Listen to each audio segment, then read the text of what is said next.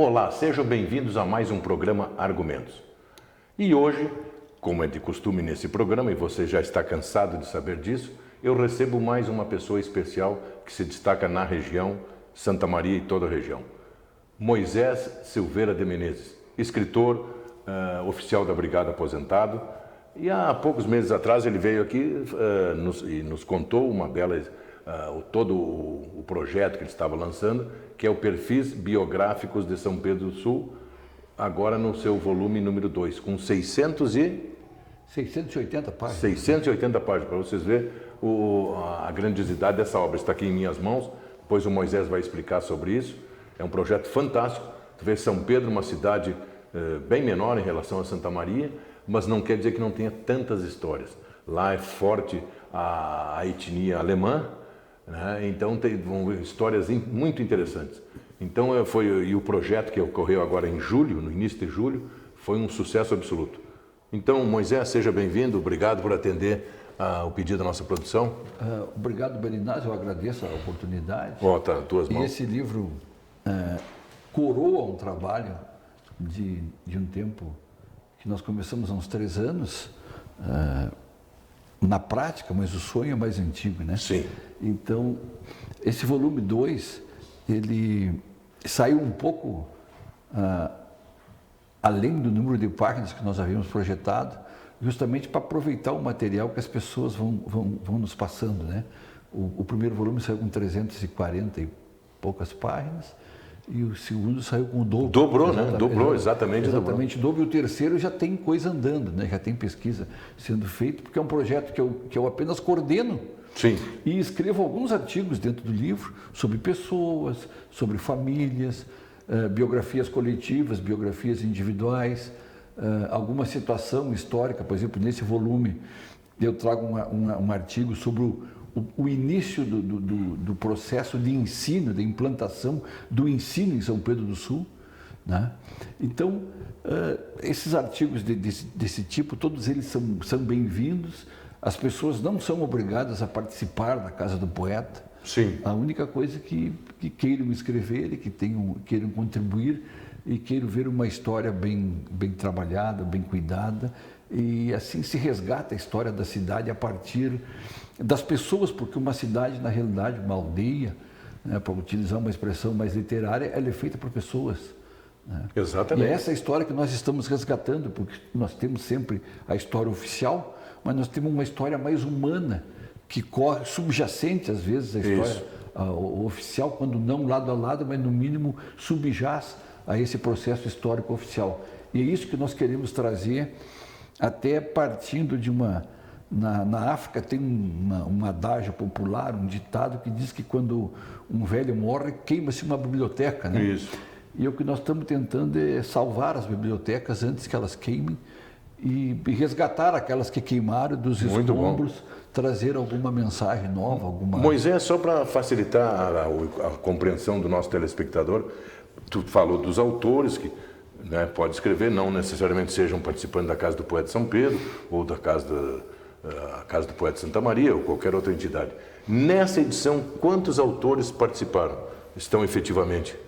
Que contribuíram? Nessa edição aqui não tem exatamente o número de autores. Não, aproximadamente 20. São 20 e poucos autores com 33 artigos escritos, né? Sim, sim. Exatamente, esses são os números. 22, se não me engano, 23 autores e 33 para te coordenar artigos escritos. Olha, para coordenar, sabe que não dá problema. Não, por quê? Porque nós não marcamos uma data de lançamento, a gente não marca uma data para... Cada um vai produzindo o seu texto. Nós vamos colocando uma data e ajustando essa data às necessidades dos autores. Certo. Então, esse segundo livro foi mais tranquilo que o primeiro. O primeiro nós tínhamos uma data, né? Então, que ficava pressionando. Trabalhamos dentro de um cronograma. Isso. Então, esse aqui não. Esse aqui nós deixamos ele correr e foi por isso que ele nos surpreendeu. E agora eu estou tão surpreendido porque já tem gente me mandando mensagem que já está trabalhando em pesquisas, né, em perfis biográficos para o terceiro volume. Eu já digo que são uns 4 ou 5 artigos eu já vejo andando a bom passo, né, como eu digo. Exato, e é normal, né, porque as pessoas daí a partir do momento que pegam esta obra na mão, a anterior, aí lembram daquele outro personagem de São Pedro que porventura é evidente que tu não pode contemplar numa só obra todos, né? Então, sempre alguém fica de fora. É exato, por exemplo, assim, ó, à medida que tu vai puxando o fio da história, ele vai trazendo mais informações, ele vai trazendo outras ligações, né? Interessante que no primeiro livro, em um dado momento, nós encontramos uma ligação de São Pedro do Sul com a cidade de Montenegro.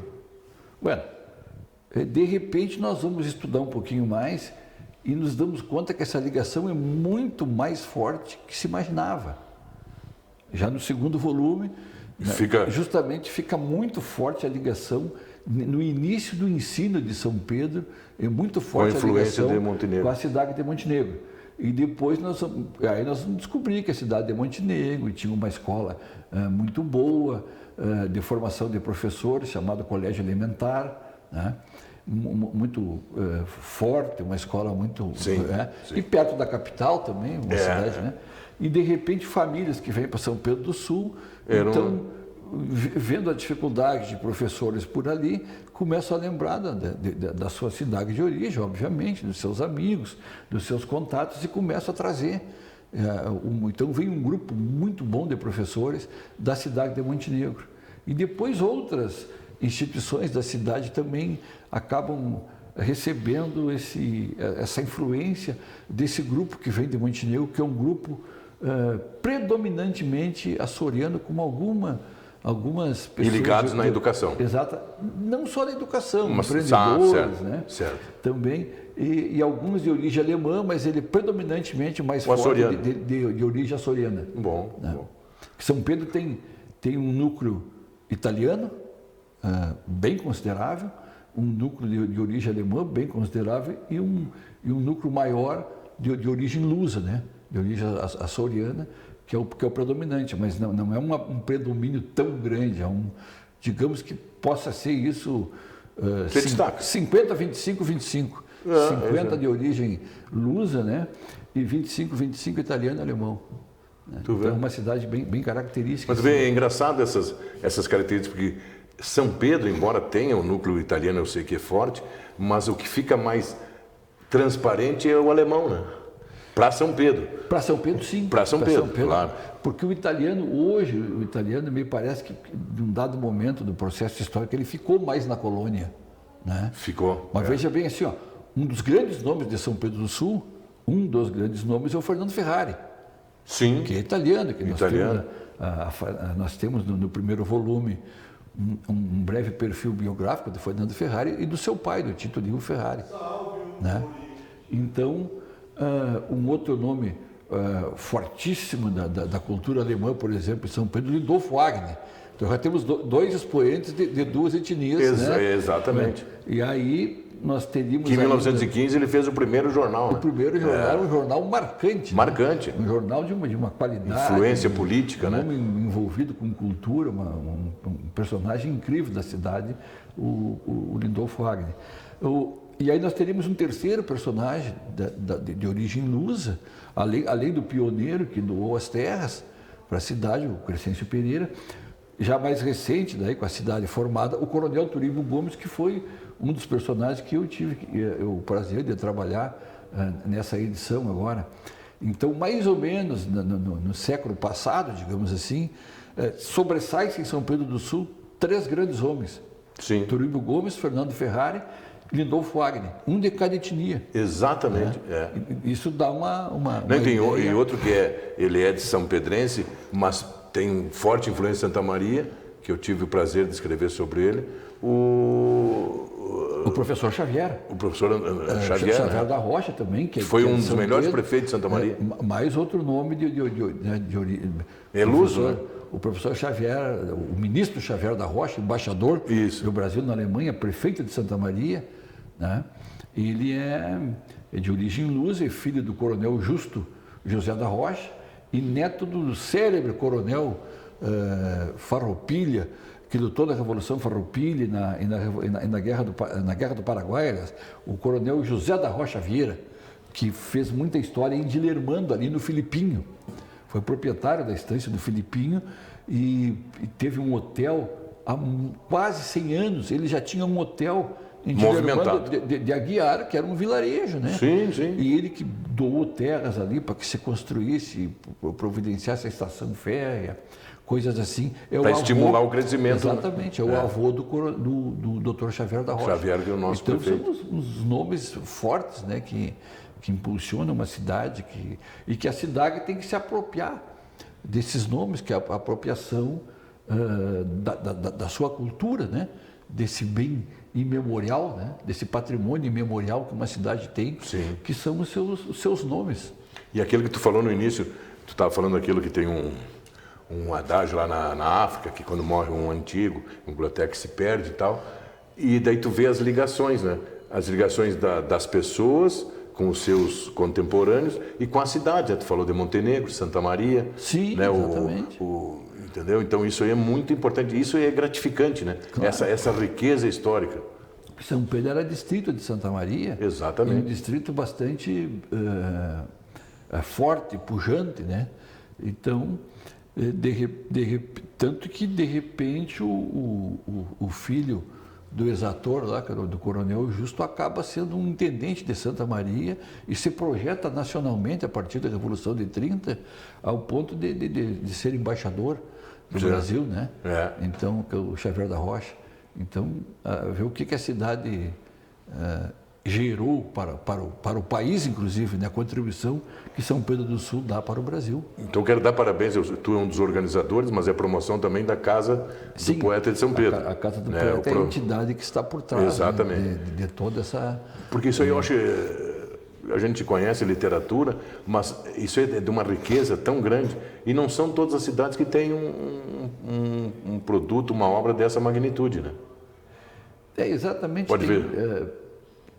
Todas têm condições, né? Não, condições Basta nós colocarmos um projeto em andamento e assim que ele se cristaliza, aparece o apoio, né? E vocês não têm ideia de migrar com essa ideia para cá, para Santa Maria? Para nós, como Casa do Poeta de São Pedro, fica difícil, mas outras entidades de Santa Maria, nas quais eu faço parte, inclusive, Casa do Poeta, eu também faço parte, nós podemos trabalhar. Eu acho que Santa Maria tem muita coisa para ser vista, muita coisa para ser descoberta. Não, porque essa obra nos deixa uma lição. Se São Pedro, não, sem desmerecer, São Pedro é uma cidade, ela deve ser no mínimo 5 vezes menos que Santa Maria. 10. 10 vezes, ó.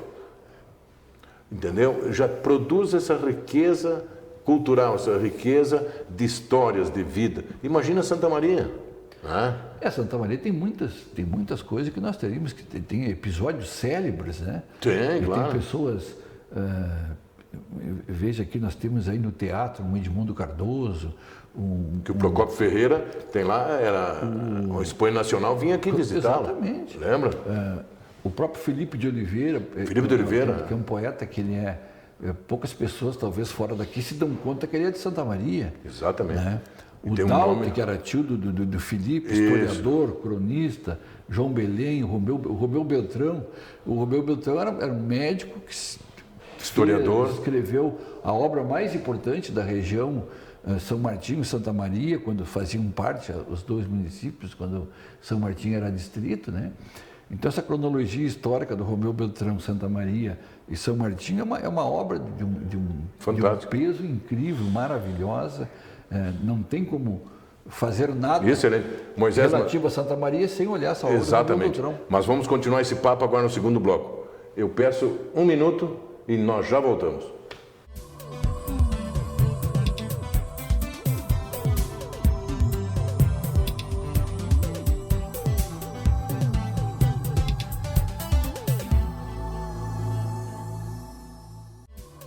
Programa Argumentos.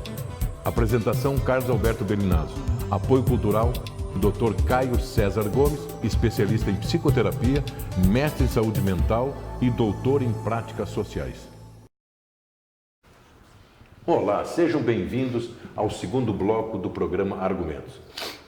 E para deixar claro para quem chegou agora na sua sala, quem está aqui ao meu lado é Moisés Silveira de Menezes, um escritor de reconhecimento estadual, local, oficial da Brigada aposentado, e nos traz aqui, nos demonstrando o segundo volume da obra Perfis Biográficos de São Pedro do Sul, o volume número 2. Uma obra encorpada, não é só no número de páginas, 680, mas um conteúdo belíssimo.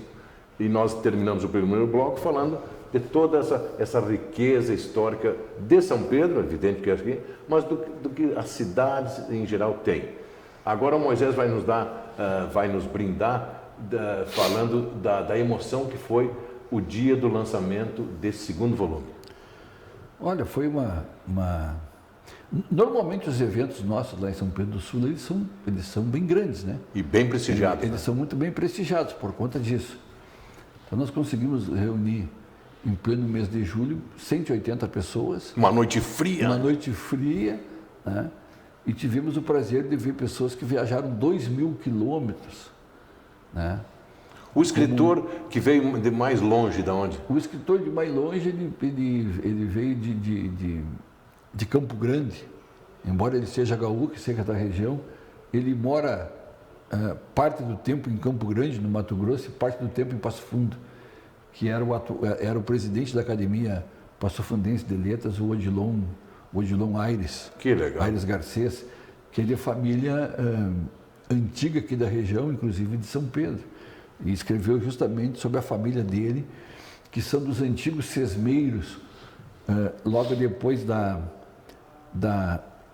conquista das missões, em 1801, quando definitivamente o Rio Grande do Sul passa a fazer parte do mapa do Brasil, que é um processo que muitas pessoas não se dão conta, né? Que nós éramos castelhanos até 1801, da 290 para cá, né? Então, praticamente da 290, mais ou menos assim, seria até o Rio Uruguai, nós éramos pertencentes ao vice-reino do Prata, né? Em 1801, e que é uma retomada disso aí, uma guerra interna aqui. Sim, aproveitando um conflito na Europa, há um raid de cavalaria comandado pelo Maneco Pedroso, principalmente pelo Borges do Canto, pelo Gabriel Ribeiro, que começa em São Martinho da Serra, porque ali era o Forte Espanhol. Ali era a guarda espanhola, e no Rio Pardo a guarda portuguesa. Ainda tinha esse interregno entre os dois fortes, como uma zona, quase como uma zona neutra, né? Então, os portugueses tomam o forte de São Martinho, e depois a guarda de São Pedro, que não é em São Pedro, embora algumas pessoas coloquem, é em Júlio de Castilhos. Mas ficou conhecido como Guarda de São Pedro. Não, mas é Guarda de São Pedro. Sim, mas não pela... Mas não é de São Pedro do Sul. Sim, sim. Fica em Júlio de Castilho, hoje ali no Aeroclube, mais ou menos, entre Júlio e Tupanciretã. Ali era o outro reduto espanhol. Aí depois um outro em São João Mirim, e depois nas missões mesmo, né? Então, aí o Rio Grande do Sul toma esse formato e passa a fazer parte do mapa. Aí que entram os sesmeiros.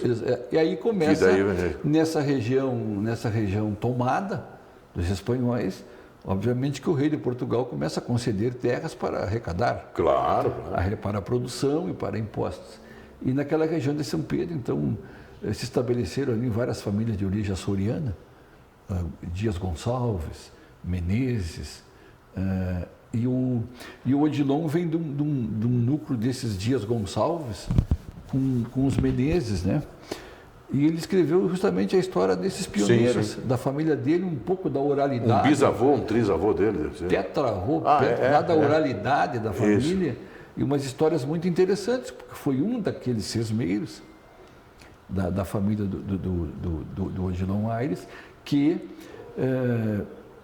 em virtude de uma circunstância de vida ali, até de um processo, de uma circunstância toda especial, que era o Pacífico Dias de Menezes, ele vendeu as terras para o Crescêncio Pereira. O Crescêncio. E foi para São Martinho. E o Crescêncio, das terras adquiridas ao Pacífico de Menezes, ele doa 14 hectares para fazer o vilamento de São Pedro do Sul, que é aquele centro de São Pedro do Sul ali, exatamente. Foi doado por ele. As 14 hectares que o Crescêncio doou, né, com a sua esposa, Dona Zelindra, para que se fizesse o vilamento. Então, o Odilon trouxe essa história antiga dos Sesmeiros. Muito bom. Bem romanceada, bem bonita, como é o hábito dele, um escritor muito primoroso, né? Mas para o lançamento vieram quase todos os escritores e vieram familiares, né? De muito longe, onde se destaca assim, uma das famílias mais número presente, do Coronel Turíbio Gomes, que tem uma história belíssima, né? Ah, tu conseguiu que fossem os descendentes lá? Eles vieram, os netos do Coronel Turíbio, alguns que não se viam há muitos muitíssimos anos, né? Porque o coronel foi exilado em 32 e acabou falecendo no Uruguai, e de lá parte da família retorna ao Brasil, e um dos filhos casou no Uruguai e ficou no Uruguai e gerou a sua família uruguaia, que hoje o prefeito de Tranqueiras, o Alcaide de Tranqueiras, o Dom Milton Gomes, é neto do Coronel Turíbio, o promotor o Juan Batista Gomes, que é um promotor público muito conhecido no Uruguai, também é neto do Coronel Turíbio. Então veio esse lado uruguaio da família do Coronel Turíbio, vieram os netos brasileiros de São Paulo, de Minas, de Porto Alegre, de Santa Catarina. Então contabilizei quase 30 pessoas. Excelente, né? Da família do Coronel Turíbio. Até brinquei quando os uruguaios me disseram que de lá vinham uns de 18 a 20, eu digo, isso aí já é piquete. Sim, já é. E a última vez que um piquete uruguaio atravessou a fronteira, tem história para ser contada até hoje, né? Mas é interessante isso aí, né? Tu conseguir. Não, e é importante reunir famílias em função disso. Exatamente. Né? Porque é uma família que tem que dar parabéns, que ela se orgulha desse passado que tem. Infelizmente, tem famílias que não dão a mínima bola para os seus antepassados. Às vezes é uma coisa assim que isso é cultural, né? Exatamente. Isso é cultural. É, claro. Eu, por exemplo, pesquiso a minha família, estudo a minha família, né? Porque esse sobrenome que nós temos aqui, Belinazzo Menezes, é um sobrenome que tem alguma coisa lá atrás que nós temos que olhar. Exatamente. De onde é que ele veio, o que ele, sabe? Então, eu tenho, por exemplo, uma imensidade da minha árvore genealógica. E sempre vai descobrindo coisas novas, né, Moisés? Exatamente, isso me dá um prazer muito grande. E algumas coincidências, como de repente eu descobri uma circunstância, e pesquisando uma pessoa, né, que é para um próximo livro que eu estou preparando agora, e de repente aquela pessoa, quando eu vejo, está lá na minha genealogia, sabe? Legal. E aquela pessoa esteve... Que tu nem imaginava. Não. Claro. E aquela pessoa esteve no mesmo lugar que eu estou hoje faz 90 anos. Então, parece que não é coincidência que nós andemos, às vezes, em alguns lugares, né? Então, essa coisa da ancestralidade, da família é muito bom. Eu conheço várias famílias que têm isso, né? Que fazem isso e que cuidam desse relacionamento familiar, desse patrimônio. Ser de uma família é um patrimônio memorial e material, e um patrimônio muito rico, né? Então, eu acho importante. E esse trabalho nosso tem propiciado isso, de reunir uma imensidade de pessoas, e nós vamos conhecendo outras pessoas e vamos levantando histórias e trazendo coisas à tona, né? Menezes, é tão interessante que tu estava falando aí, dessa importância de conhecer os seus antepassados, e até para entender o presente, e talvez até entender o que vai acontecer no futuro, a gente fica observando teus irmãos, teus primos, que lá no fundo eles sempre têm alguma coisa a ver lá com o antepassado, né? Ou é na forma física, ou na forma de agir, né? No seu jeitão. Até o que eu tenho observado, que eu pesquiso muito das famílias italianas, até como eles se colocam na sociedade economicamente. Por exemplo, tem muitos italianos que todos vão se direcionando, ou todos, a grande maioria, para o transporte. Sim. Né? Uns é para a criação de gado. Né? Isso é comum nas famílias, né? Que às vezes tu nem sabe por que tu é tão apaixonado, digamos, tu é apaixonado por ovelha. Isso é histórico, né? Exatamente. Eu tenho várias... Existem outras coincidências, né? Não coincidências, porque tem um laço de sangue. Eu achando uns documentos lá do meu tetravô, de um dos meus tetravôs, e achei no documento a assinatura do meu trisavô, de um dos trisavôs, que tem um sobrenome Dias, o mesmo sobrenome que o meu pai tem. O meu pai nunca viu esse trisavô dele. Nunca viu. E aí eu peguei, fotografei a assinatura. A primeira coisa que eu olhei no Dias daquele trisavô foi o Dias do meu pai. Como o meu pai grafava o dia deles. Exatamente igual. Esse sobrenome Dias. E aí, quando eu mostrei em casa, na família, o pessoal, mas como é que pode isso? Digo, Um negócio de porque quantos anos atrás? É natural. O talhe, se tu botar a letra assim, é assustador, né? E encantador ao mesmo tempo, que é uma coisa bonita de ver. E não é nada assustador, a gente que, né, falando, porque na verdade está provando, exatamente, né, a o teu sangue. exatamente. Isso aí. É muito bonito. Então um livro desses propicia, né? Essa pesquisa propicia essas coisas, propicia encontros, né? Olha, eu arrisco te dizer que esse livro não tem fim. O Não, segundo, terceiro não tem, né? Porque o tempo vai O avançando. terceiro está garantido, né? A gente vai fazer para 2020 ou 2021, Sim, sem pressa. Não tem pressa, né? Mas alguns trabalhos já estão sendo gestados. Sim, né? sim.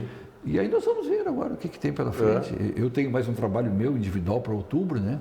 E depois, no final do ano, a antologia da Casa do Poeta, tradicional, aquela coisa. É isso que eu ia te perguntar, porque nós já estamos nos encaminhando para o encerramento do programa. Então, nós falamos bastante sobre esses dois projetos da Casa do Poeta, que é o número 1 e o perfil número 2, e os teus projetos pessoais. Agora, o próximo livro é da maçonaria? Eu estou trabalhando num livro que é a história da loja maçônica Remanso de São Pedro do Sul, que faz esse ano 121 anos. 121? Ela é mais antiga que a cidade. Né? Então, eu juntei um material, estou fazendo uma pesquisa, esquematizando. O livro vem montado em maçonaria universal, maçonaria brasileira, maçonaria rio-grandense, a regional, São Pedro do Sul, a isso. Loja, aquela coisa maçônica de São Pedro, né? Então, um apanhado do universal para chegar lá no particular, eles não tinham, para situar. Eles não tinham nenhuma obra assim para reunir toda a sua... Não, pouquíssimas tem hoje, né? São histórias que eu conheço de Cruz Alta, da Harmonia Cruzaltense, e uma de uma outra loja, que agora está me faltando aqui, da loja Boca do Monte aqui. Não, a importância, que é do Dr. Hugo Malgarim. E tu está esquecendo, muito boa. E tu está esquecendo que tu está envolvido no projeto também dos italianos. E ainda temos um projeto lá da Associação Italiana, que é resgatar a história, também 123 anos. 23 anos. Né? Então são coisas que o trabalho, quer dizer, o trabalho termina, não para. O trabalho não termina enquanto existir caneta, né? Exatamente. O trabalho caneta, computador, caneta, papel. Sapato, sola de sapato, telefone. Hoje é muito legal. Hoje nós escrevemos num mundo que nós temos muitas benesses, muitas bondades. Claro. Né? Eu não faz muito um amigo lá de Montenegro mandou para mim um material preciosíssimo. Mandou pelo WhatsApp. Pesquisa os arquivos todos, compilou. Antes tinha que esperar pelo correio, vários dias e tal. Dei a coordenada, já tem um trabalho assim, que deve ter uns 20 anos de existência esse trabalho. E o Valdoir lá me mandou o trabalho maravilhoso. Não, mas eu acompanhei, tu cria... Fechou tudo que eu precisava. Então, essa tecnologia que nós temos hoje possibilita muito, né? Mas a tecnologia tem outro problema. Agora o Ademir já me apontou 7 vezes. Daqui a pouco ele já fez assim com a mão, ele sobe, ele desce, ele grita. Então nós vamos ter que atender o pedido do Ademir. Encerrar. O Ademir assim, ele não me deixa eu passar do horário. Mas então tu quer deixar uma última mensagem para o nosso telespectador? Agradecer aqui essa oportunidade mais uma vez e dizer que nós estamos à disposição, inclusive, para sugestões, né? Muito bom. Quem tiver alguma ligação com São Pedro, tiver alguma história de alguma família, de alguma pessoa. Esse dia me disseram que era uma pessoa simples, pois eu gosto das pessoas simples. Exatamente. A história das pessoas simples é muito bonita. E uma pessoa simples faz história. Faz. Isso é bom que se diga. Muitas vezes são as pessoas simples que fazem a história e essa história que tem que ser resgatada. Não são os títulos nem a riqueza que dão... Exatamente. Mas, meu caro telespectador, antes de encerrar o programa, eu quero agradecer os 2 apoiadores desse programa, Caio César Gomes, uma clínica de psicologia, e o... eu só fico nervoso. Vitélio Ristobareto, um restaurante com ares europeus, tem um tipo assim de restaurante da Europa, que vai inaugurar agora, no final desse mês, em Silveira Martins. Então, muito obrigado aos apoiadores, que é possível para receber esse tipo de entrevistados, que nos traz essa cultura histórica. E mais uma vez eu agradeço a tua participação no programa. E você, muito obrigado pela sua audiência. Até o próximo programa, se Deus quiser.